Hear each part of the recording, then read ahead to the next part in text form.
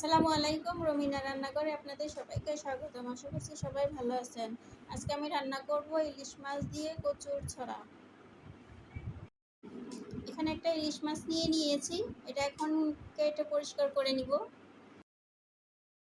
কেটে পরিষ্কার করে নিয়েছি। মরিচ গুঁড়ো দিয়ে দিব সামান্য একটু।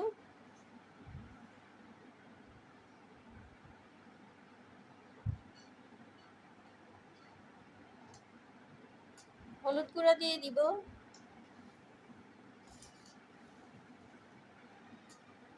সামান্য পরিমাণ লবণ দিয়ে দিব। এখন ভালো করে মিক্স করে নিব।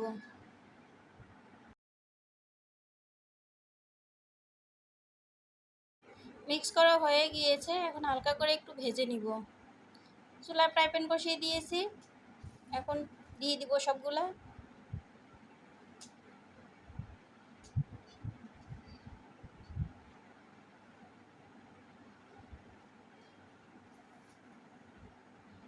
মিডিয়াম হিটে ভেজে নিব। এখন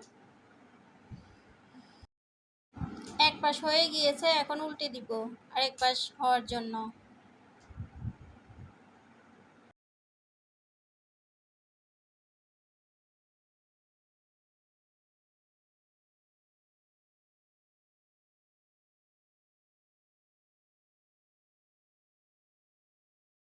ভাজা হয়ে গিয়েছে, এখন নামিয়ে নিব।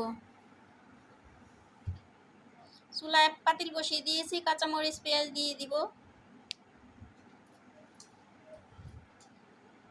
কয়েক মিনিট ভেজে নিব নরম হওয়ার জন্য।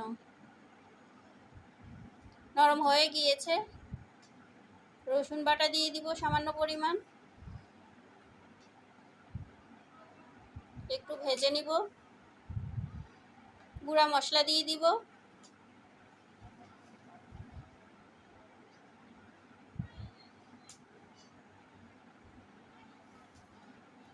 স্বাদ মতো লবণ।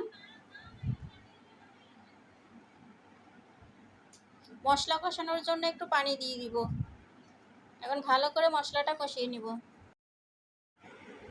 মশলা কষা হয়ে গিয়েছে। কচুর ছড়া কেটে পরিষ্কার করে নিয়েছি, এগুলো এখন দিয়ে দিব। ভালো করে এটা কষিয়ে নিব। একটু পানি দিয়ে দিব। এখন ভালো করে কয়েক মিনিট কষিয়ে নিব। কষানো হয়ে গিয়েছে, এখন ঝোলের জন্য পানি দিয়ে দিব।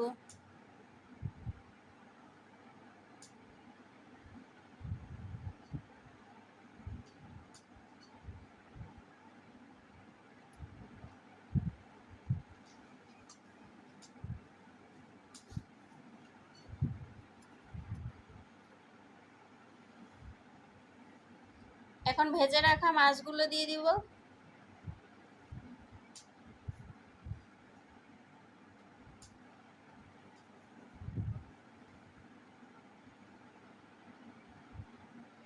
ঢেকে 15 মিনিট মিডিয়াম হিটে রান্না করব। রান্না করা হয়ে গিয়েছে। এখন নামিয়ে পরিবেশন করব। তৈরি হয়ে গিয়েছে কচুর ছড়া দিয়ে ইলিশ মাছ। রেসিপিটি ভালো লাগলে লাইক এবং সাবস্ক্রাইব করে পাশে থাকবেন। আল্লাহ হাফেজ।